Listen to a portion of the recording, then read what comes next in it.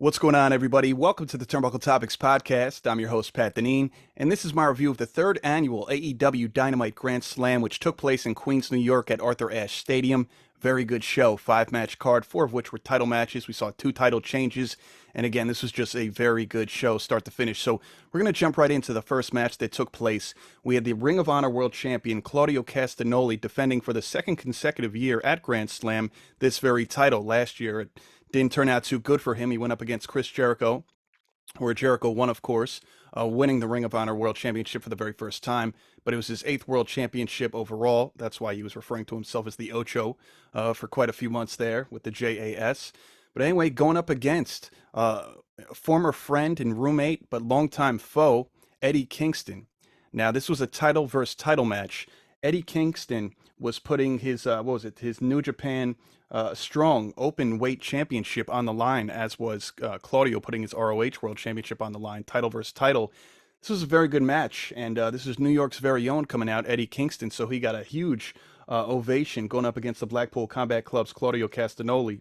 Now, last year, of course, Claudio went in there as a babyface. This year, a much different scene, going up against a hometown guy, and of course, being a heel now, Claudio, that is. So, again, this was a very good match to start off with. Again, if they weren't going to main event, which we knew they weren't, that's for Samoa Joe and the other New Yorker, the AEW World Champion, MJF. This should have opened first, and that's exactly what took place. So let's jump right into it. Right from the very start, this was a very physical, hard-hitting contest, like we all would have expected if we knew anything, any inclination of the history with Claudio and Eddie Kingston. Ever since Claudio came to AEW last June, June of 22, I believe it was at Forbidden Door when he replaced Bryan Danielson to go up against Zack Sabre Jr. Shortly thereafter, Eddie Kingston made it known that he did not like Claudio for years, and dating back to their early days in pro wrestling. So this started off, again, very physical. Kingston left welts on the chest of Claudio, several knife-edge chops. But Claudio wasn't just going to stand around and take it. We knew that. Claudio laid in several hits to Eddie Kingston throughout. We had a few close near falls where it looked like Eddie Kingston was done. He kicked out, crowd chanted Eddie. Now, it's been a while since I really heard a stadium get behind someone by the name of Eddie. Hearing those chants made me think of Eddie Guerrero. You know, I know there's numerous Eddies out there, right? Eddie Edwards and so on. But you know, this just felt really good. Very important show. Dynamite Grand Slam, say what you want about it, but it is the most important Dynamite of the year. It feels that way. Not just because it's in New York or because it's in a stadium, but it just feels important. The card is usually very solid. And again, I was very impressed with what took place Wednesday night. So jumping back into this, Eddie Kingston found a way to get it done. This was pretty impressive. Kingston becomes the new Ring of Honor World Champion. Claudio, at the end of this match, extended his hand. Eddie shook his hand in victory. And I forget on commentary who mentioned it, but 21 years in the business, finally becomes the world champion. Eddie Kingston, to shout out to him. Congrats. Beautiful start to Dynamite.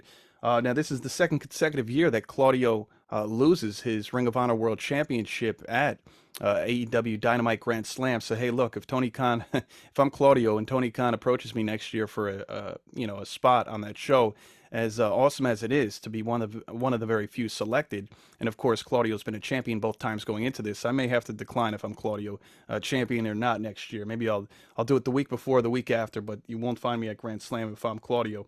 So 0-2 there, losing the very same title 2 consecutive years, that World Ring of Honor World Championship. There was a brief segment where we saw Roderick Strong in the hospital, dating back to last week's encounter with the Kingdom, who he's been with, Matt Taven and Mike Bennett, for weeks on end now, and of course the rocky relationship between Roderick Strong and Adam Cole.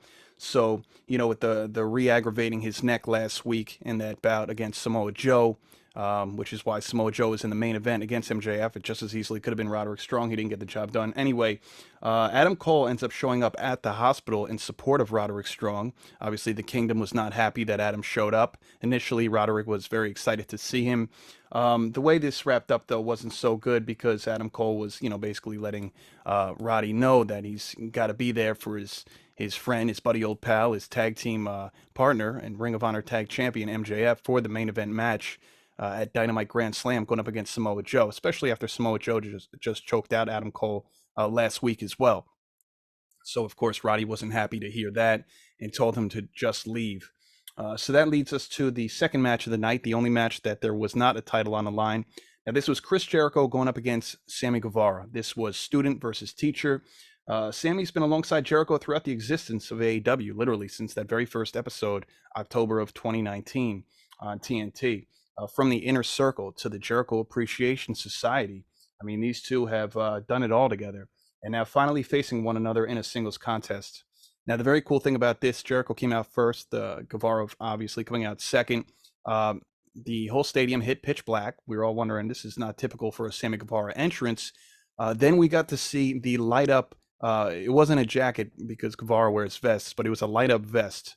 Now, this was paying a little homage to his mentor, Chris Jericho, who wore the lit up jacket during the later years of his WWE tenure. So I thought that was a really nice way to, tip the cap to somebody who's meant so much to him in the business. And like Sammy said a week or two ago on Dynamite, Jericho was the reason Guevara got a contract with AEW. Jericho sought him out when this company was forming 2018, early 2019, giving him this opportunity. And Sammy's pretty much, for the most part, ran with it, a multi-time TNT champion and looking for more gold, of course. So anyway, he was brought to the ring. Sammy was brought to the ring by rapper Monteezy, I believe is his name, who performed Sammy's theme song live, which was also pretty cool. That in that lit up vest. So overall, this was a pretty good match. It was all right. Wasn't, out of the five. At the end, I'll tell you what I liked the most out of the whole night. This match fell somewhere in the middle, but it wraps up with Sammy giving Jericho his GTH, his go to hell, goes to the top rope.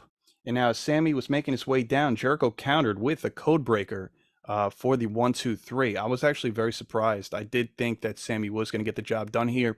I thought that the student was going to, defeat the teacher here. And even though it was a lot of back and forth, but that wasn't the case. So Jericho got it done.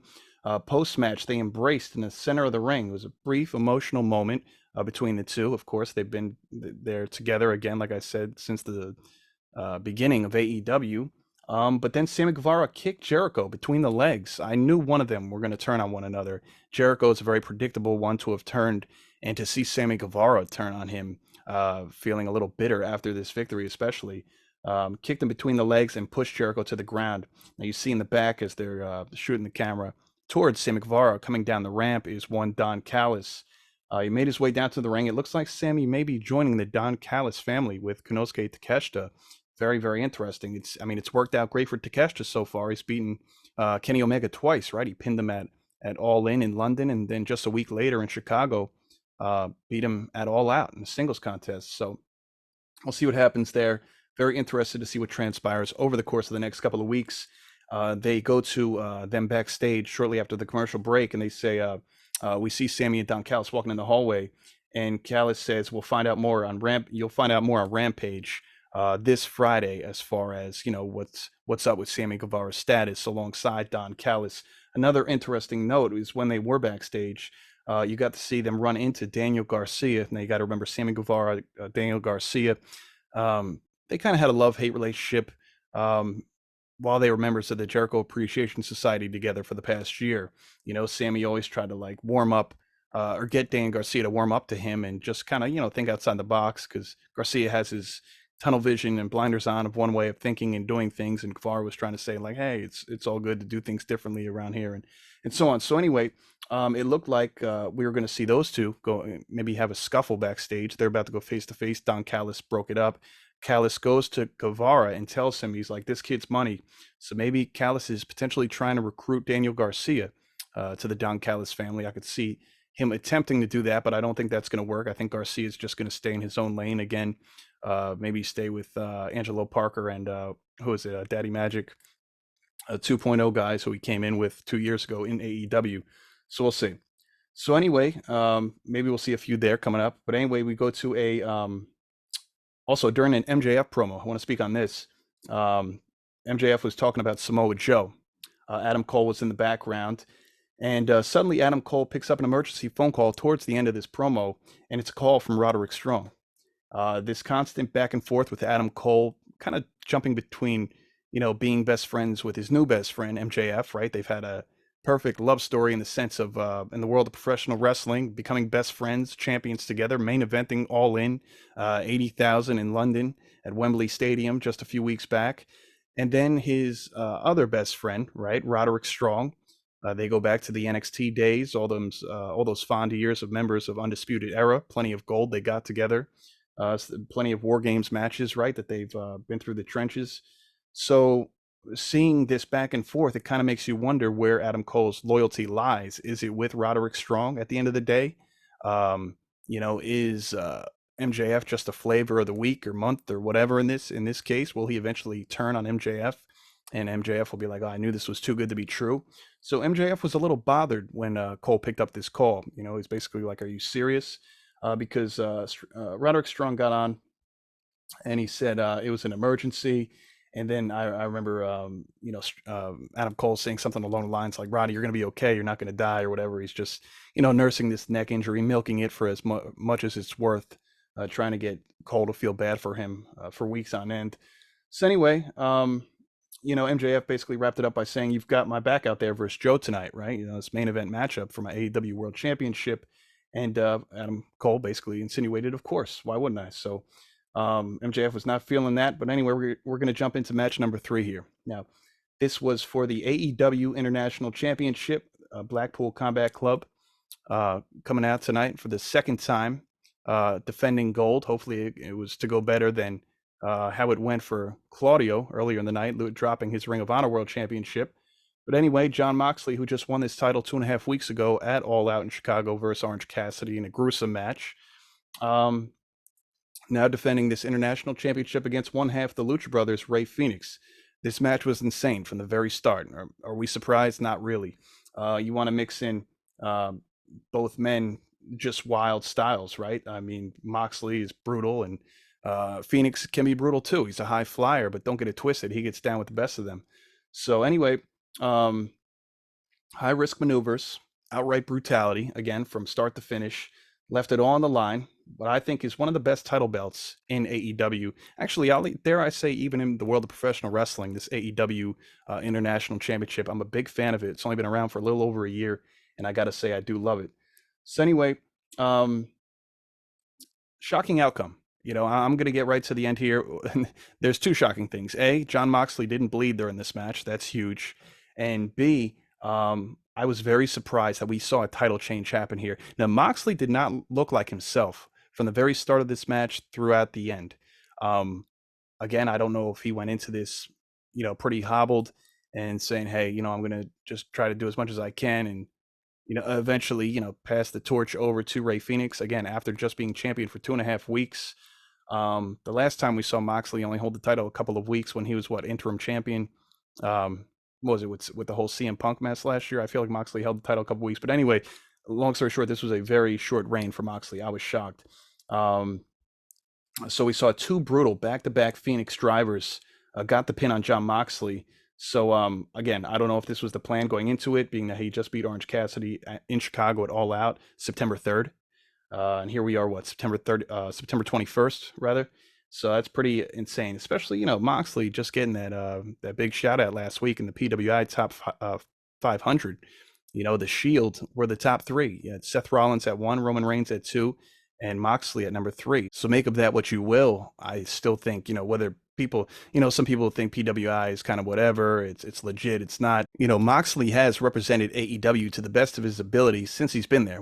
Since May 2019, something like that. Double or Nothing, I believe he made his debut, coming out and attacking Kenny Omega.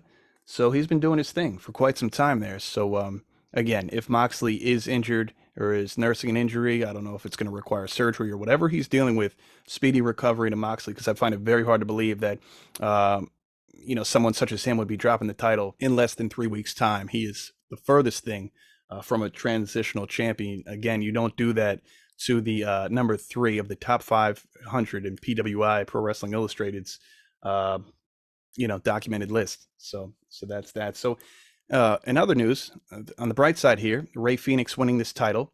The very first champion was PAC back at Forbidden Door 2022. I believe it was a fatal 4-way when it was called the All Atlantic Championship, where PAC, formerly known as Neville, won it, and now it goes back to Death Triangle. And Rey Fenix got the win here. So how about that? So good for him. Shout out to Rey Fenix. And that's a big deal. Hopefully it's a lengthy title reign for him. And man, it was just It was a knockdown, drag-out fight. You know, there was plenty of medical attention at the end of this match too. Again, those two brutal Phoenix drivers. Moxley, I don't know if he was escorted out via a stretcher or what. I'm surprised both men weren't. Honestly, after that match, brutal duel. But anyway, that was a good one.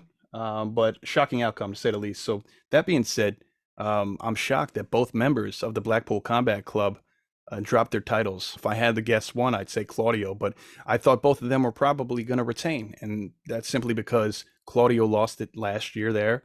And I said they're not going to do it to him again this year, will they? But then I thought, okay, Eddie Kingston, you know, the hometown guy, New Yorker, possibly. And look, I'm more than okay with Kingston winning. I love Eddie Kingston. And then Moxley, I didn't think there was a chance at all. I knew it would be a great match with Rey Fenix, but I thought there was zero chance, especially when you look at Orange Cassidy, who defended that title for months and months and months on end successfully. Just to have Moxley drop it after what, his fourth title defense? And Moxley's had a great run. It's only been a couple of weeks. I mean, at least he was able to defend it what 3 or 4 times within that span. This was the first time Saraya defended her title at Grand Slam, and she's been championed a week longer than Mox. She won it at All In, so it's been 3.5 weeks for her. And this was just her very first title defense. So, hey, Mox did all that he could. Speaking of Saraya, she went out and defended her AEW Women's World Championship against Toni Storm. Now, if you remember this time last year at AEW Dynamite Grand Slam, that's where Saraya made her debut. I believe she came out confronting Britt Baker. And Britt Baker was definitely a heel at the time. And it was such a big deal. None of us really saw this coming. I mean, there were some rumors over the summer that Saraya was looking to make a comeback. Would it be WWE? Would she be interested in AEW? And sure enough, she made her way out. Big deal. Everybody was very excited. Especially we found out about a month later that she wasn't just showing up to be, a general manager or just a manager for somebody or a valet. She was coming out to be a professional wrestler yet again. So that was a really big deal, especially coming out of, quote unquote retirement due to her neck injury, untimely neck injury, December of 2017 in New York, ironically enough, Nassau Coliseum. So Saraya is back. And the funny thing is, her opponent on Wednesday night, Toni Storm, was the AEW Women's World Champion this time last year. So here we are, former stablemates, Saraya, Toni Storm, formerly together in the Outcasts, going one-on-one. I gotta say, I love Toni Storm's new presentation. She came out first, even had some new theme music, had these little black and white vignettes, very Marilyn Monroe-esque vibe to her. And I like it. I really do. It's classy. It's elegant. But she has no problem getting down and dirty. She said it on the microphone. She's proven it in the ring. And so I like Toni Storm's new presentation. I really think she could take it very far, honestly. I think she could go all the way to the top with this, maybe becoming a 3-time Women's World Champion in AEW in the very near future. So anyway, we had Saraya making her way out to the ring. Again, the champion, defending champion. First time she's defending her championship since winning at home at AEW All In London at Wembley Stadium. Made her way to the ring with Ruby Soho, who is, technically by her side still in the Outcasts. And this was, it was a pretty good match. I'm not going to say it was my favorite match of the night, but it was good. The ladies did well out there. Toni asked for a hug to start this match, but Saraya was not having it. She connected with a slap to the face of Toni Storm. Saraya doesn't forget that Toni Storm hit Saraya's mother ringside, even though it was quote unquote accidental at All In. I forget at the time who Saraya's mother was holding back. It might have been it was either Britt Baker or Hikaru Shida in that fatal 4-way match at All In. I think she was holding Britt Baker. Anyway, she got out and Toni slapped Saraya's mother. And since then, they were definitely, if there was any love remaining, that was the end of it there. So Saraya didn't forget. So fast forward towards the end of this match, Toni Storm went and got the spray paint can, as the Outcasts typically would do. They get the spray paint, spray their opponent in the face, in hopes of getting the 1, 2, 3. So Toni Storm had the spray paint, right? And that didn't work out because Ruby took it from her. Ruby Soho was right there, and Ruby took it. And while the referee was distracted with Toni Storm, Ruby rolled it into Saraya. By the time they all, went their separate ways, while the referee was still looking on the outside to Ruby, though, Toni turned around and Saraya sprayed Toni with the spray paint.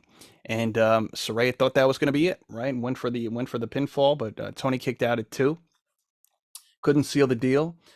Toni Storm, in what was probably the most shocking moment of the night, Toni Storm and Saraya were in the center of the ring, and Toni locked lips with Saraya. totally made out with her in the middle of the ring in Arthur Ashe Stadium. I don't think any of us saw that happening. And then she hit the Storm Zero on Saraya. Again, thought that potentially could have been it. However, that was not the end of the match either. Taz had a great comment following that bit. He said, "We went from hammer locks to leg locks, and now we saw lip lock." Taz is just great. I mean, I love Shivani on commentary. Excalibur is cool.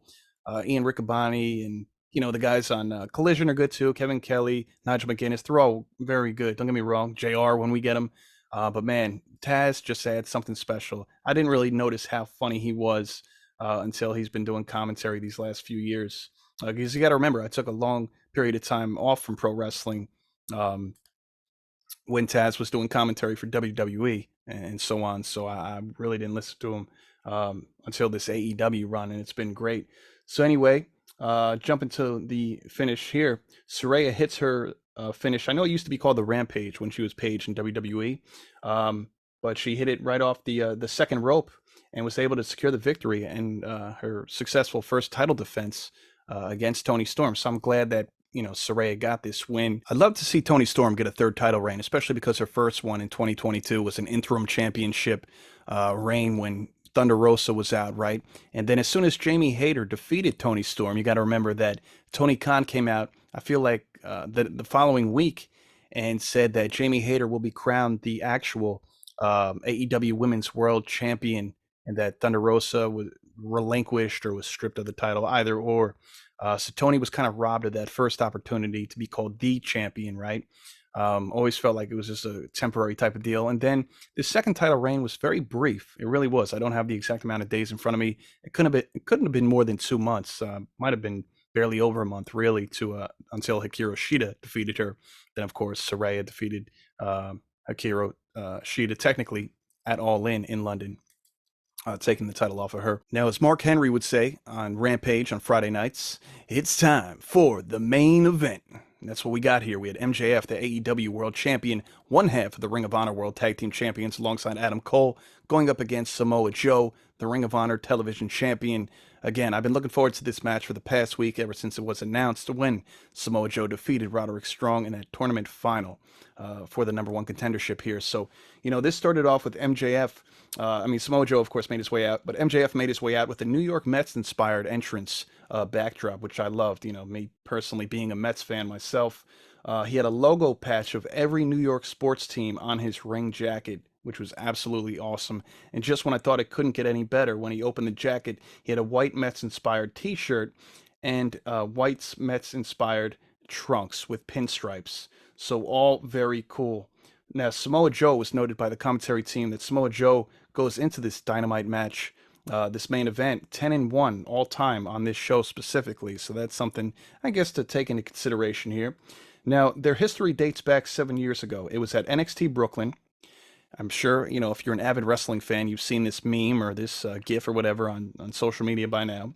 MJF was wearing a yellow security guard T-shirt, making his way through the halls to help protect Samoa Joe, who was the NXT champion at the time. I forget who Joe was going up against at this NXT TakeOver Brooklyn at the Barclays Center. Anyway, Max was getting a little too close to Samoa Joe. Samoa Joe was not liking that, nearly walking ahead of Joe. That's when Samoa Joe pushed Max into the wall hallway, and it's been a meme for years. Again, it's been popping up a lot lately, especially since Joe joined the company a year or two ago.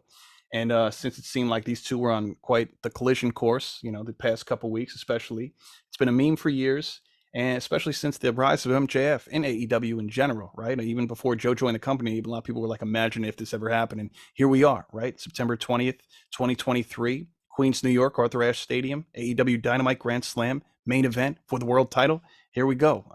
Unbelievable moment for MJF, really, living a dream. I also noticed MJF was wearing a number 31 elbow pad. Me being a Mets fan, of course, that's Mike Piazza, who was also inducted into the Mets Hall of Fame 10 years ago this month. Little fun fact there. So this was a solid match. It really was. MJF even got in a kangaroo kick, which he's been doing since the whole Aussie Open bit last month when they opened up All In, him and Adam Cole defeating them for those Ring of Honor World Tag Team Championships. But shortly after that, things took a turn for the worst for MJF. Brutal spot on the apron shortly thereafter where Joe laid waste to MJF, followed by Joe putting MJF through a table on the outside Vicious. Uranagi was nasty. Joe then hit MJF with a pile driver directly on the floor. The mat was taken up directly on that floor there. So he was beat up, beat to hell. It looked bad. A little bit later, they're in the midst of the ring, and Joe tells MJF to give up. Now, MJF spits directly into the face of Samoa Joe. I mean, I was just telling you guys the other night, I don't know what it is with these youngsters, man. They're feeling pretty bold these days. Dominic Mysterio just slapped Ilya Dragunov in the face. And now here we are, MJF spitting in the face of Samoa Joe. These young guys, man, they're very bold. I got to say that. They're very, very bold. So anyway, somehow, shortly after this, even though Joe was livid and I thought he was going to take MJF's head off, somehow MJF hit Joe with a Liger bomb, nearly got the win there, but that was not the case. MJF hit Joe with a low blow with his heel, pulled out his Dynamite Diamond ring, very heel tactic that he's used over the years to secure the victory, hitting the opponent when the referee is not looking. However, that was not the case. The referee noticed it. He took note of it. He took it. Joe kicked MJF in the groin, a little quick karma there, and hit a finishing maneuver, but MJF did kick out. Now, suddenly we see coming down the ramp, Adam Cole running full force. Now, the way this ramp is set up for Dynamite Grand Slam, it's the ramp connects directly to the ring where you would just go in. You don't have to walk to the ring steps. So to literally get to the side, unless you're actually in the ring already where you could just jump to the outside, to come off of this ramp, you have to literally just, if you're not going directly into the ring, you have to hop to the outside to get to the left or right. I'm not sure how many feet the jump is, but it looks, noticeable enough that it's a little steep, especially if you're running full force like Adam Cole was. So when Adam Cole ran out, it looked like he might have tweaked his ankle.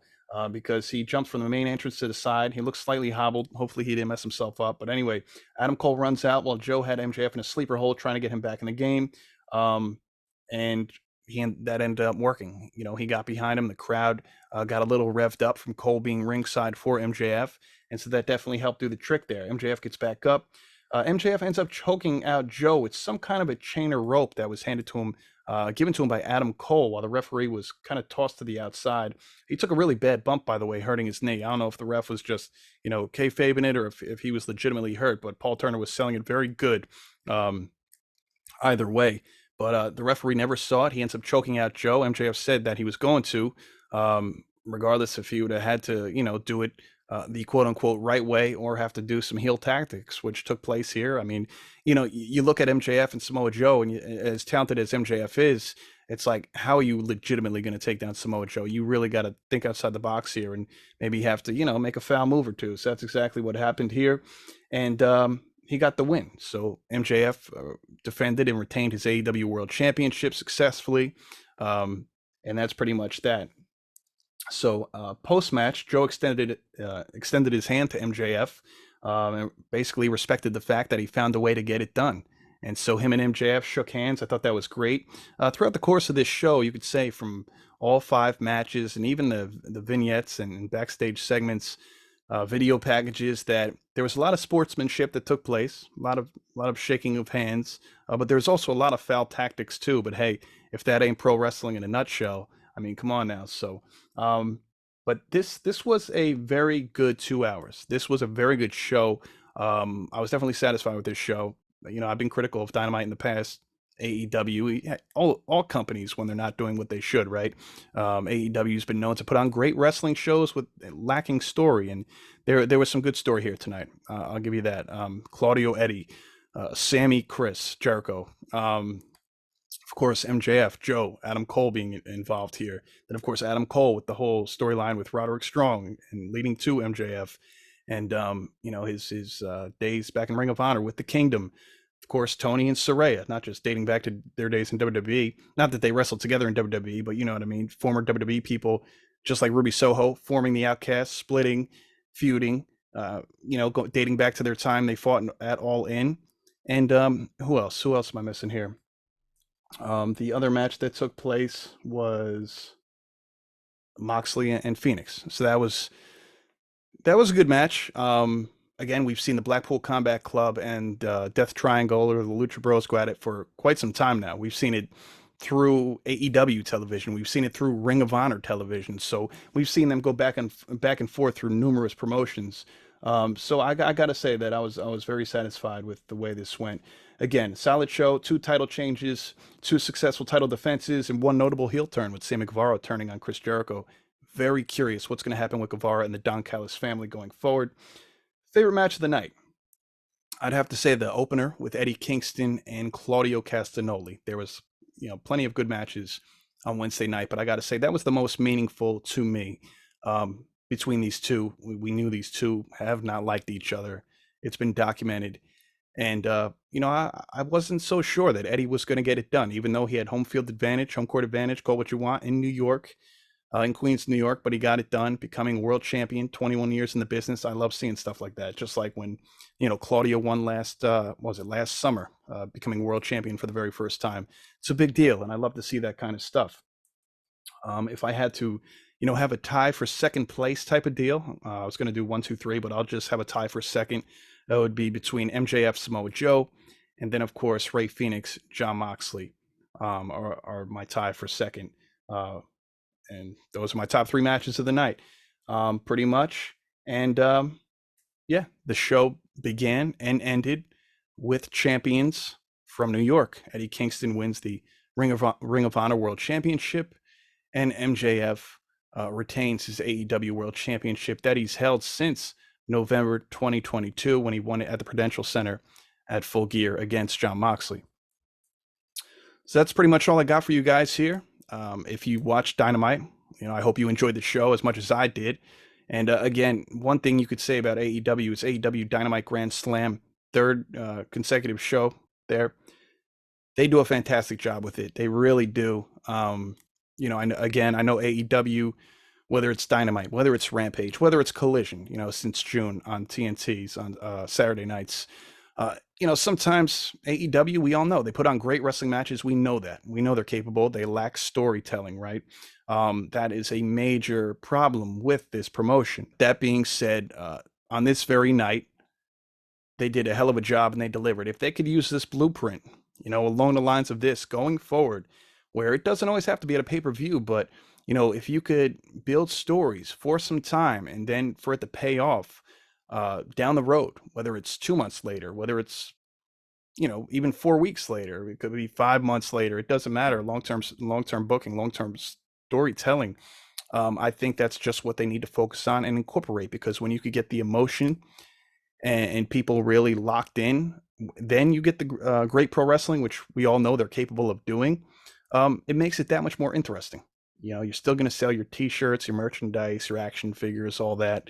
And then obviously that's going to boost ticket sales for live events as well.